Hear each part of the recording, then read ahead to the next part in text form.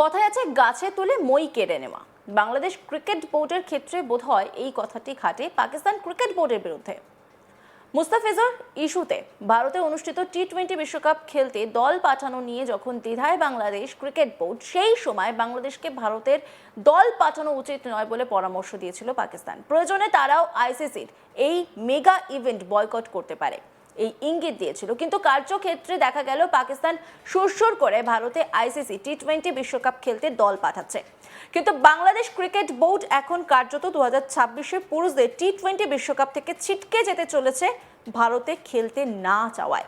এই বিষয়ে বিস্তারিত শুনে নেব আমাদের প্রতিনিধি অনির্বাণ সিংহ রায় কাছ থেকে।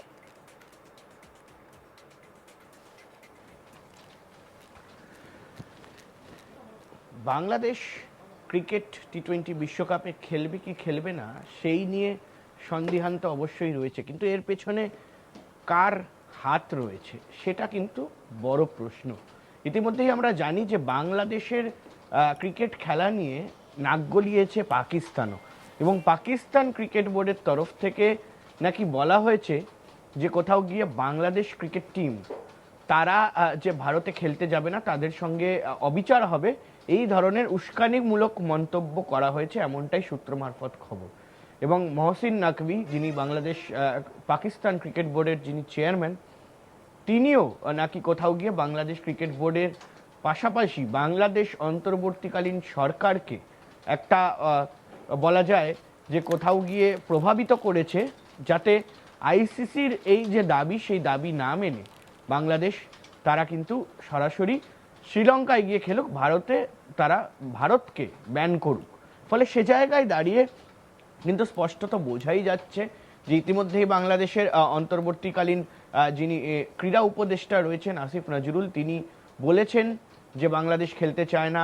আমরা চাই না যে যেখানে মুস্তাফিজুর রহমানের শুধুমাত্র একেবারে নিরাপত্তা নেই, সেখানে পুরো দেশ বা পুরো একেবারে সরাসরি যে ফ্যান্সরা যাবে, তার পাশাপাশি মিডিয়ারা যাবে, তাদের নিরাপত্তা থাকবে, সেটা আমরা মানি না। ফলে সে জায়গায় দাঁড়িয়ে তাদের পক্ষ থেকে কিন্তু তারা স্ট্যান্ড নিজেদের ক্লিয়ার রেখেছে। কিন্তু কোথাও গিয়ে এই মুহূর্তে প্রশ্ন উঠছে যে পাকিস্তান ক্রিকেট বোর্ড তারা যদি কোনোভাবে প্রভাবিত করে থাকে, শুধুমাত্র একটি ভোট, যেখানে 16টা দেশ নিয়ে ভোটাভুটি হয় এই বাংলাদেশের যে প্রস্তাব, সেই প্রস্তাবকে সামনে রেখে, কিন্তু সেখানে মাত্র 2টো ভোট পায়, একটা পাকিস্তানের একটা বাংলাদেশের। কিন্তু পাকিস্তানের একেবারে অন্দরমহল থেকে যে খবর আসছিল যে পাকিস্তানও নাকি বাংলাদেশ না খেললে বা বাংলাদেশকে বাদ দেওয়া হলে বা বাংলাদেশের দাবি না মেনে নিলে পাকিস্তানও খেলবে না। এই যে প্রসঙ্গ, সেই প্রসঙ্গে কিন্তু কোথাও গিয়ে বলা যায় যে গাছে তুলে মই কেড়ে নেওয়ার মতন বিষয়। কারণ পাকিস্তান কিন্তু নিজেদের প্রস্তুতি চালিয়ে যাচ্ছে, এবং টি-20 বিশ্বকাপ যেটা শ্রীলঙ্কাতে পাকিস্তান খেলবে, কারণ আমরা জানি যে আন্তঃরাষ্ট্রীয় যে সম্পর্ক ভারতের সঙ্গে সেটা কোনোভাবেই স্বাভাবিক নয় পাকিস্তানের ক্ষেত্রে। ফলে তারা কিন্তু একটি সন্ত্রাস রয়েছে, অনেক ধরনের বিষয় সেখানে রয়েছে কূটনৈতিক। ফলে সেই কারণে কিন্তু পাকিস্তান ভারতে এসে খেলছেন। কিন্তু বাংলাদেশ কেন খেলবে না শুধুমাত্র মুস্তাফিজুর রহমানের জন্য? সে জায়গায় কিন্তু এই মুহূর্তে প্রশ্ন উঠতে শুরু করছে, এবং একাধিক টাকা কিন্তু বাংলাদেশ খোয়াতে চলেছে। অর্থাৎ যে আইসিসির পার্টিসিপেশন যে ফিজ থাকে, সেই ফিজটাও কিন্তু বাংলাদেশ পাবে না।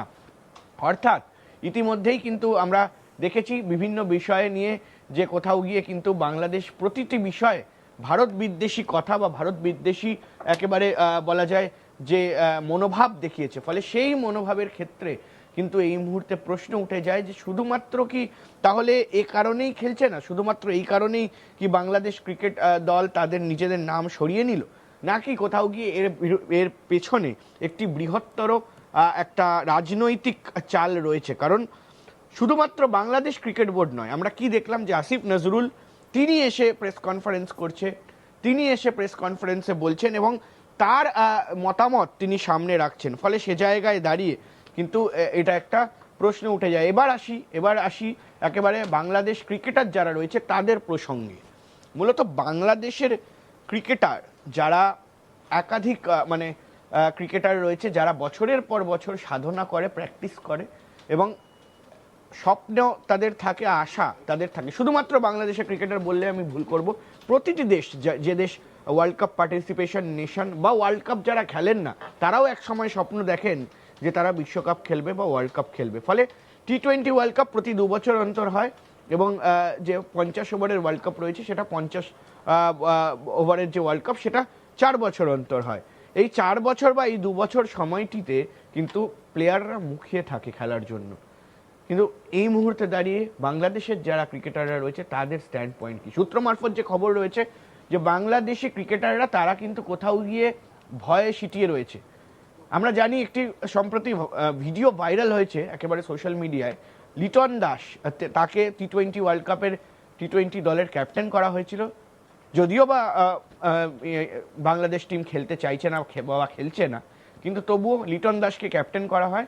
এবং সেই লিটন দাস যখন সেই মিটিং হয় স্পোর্টস অ্যাডভাইজারের সঙ্গে বাংলাদেশ ক্রিকেট বোর্ডের মেম্বারদের সঙ্গে, সেই মিটিং থেকে বেরিয়ে এসে তাকে তার জানতে চাওয়া হয় তার কাছে যে ঠিক মিটিংয়ে কি হয়েছিল।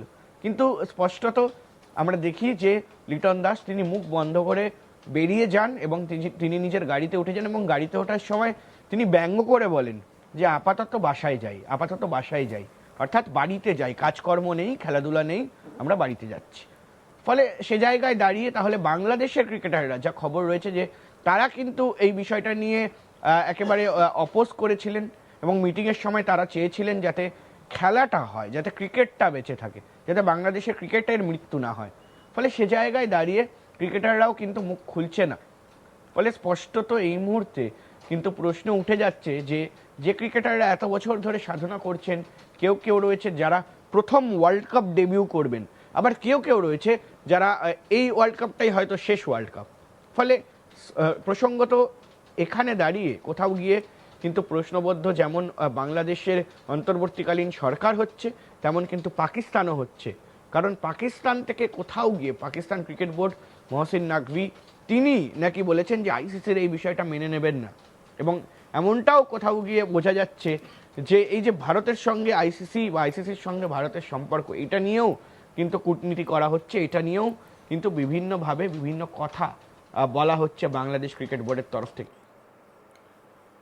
কথায় আছে গাছে তুলে মই কেড়ে নেওয়া। বাংলাদেশ ক্রিকেট বোর্ডের ক্ষেত্রে বোধহয় এই কথাটি খাটে পাকিস্তান ক্রিকেট বোর্ডের বিরুদ্ধে।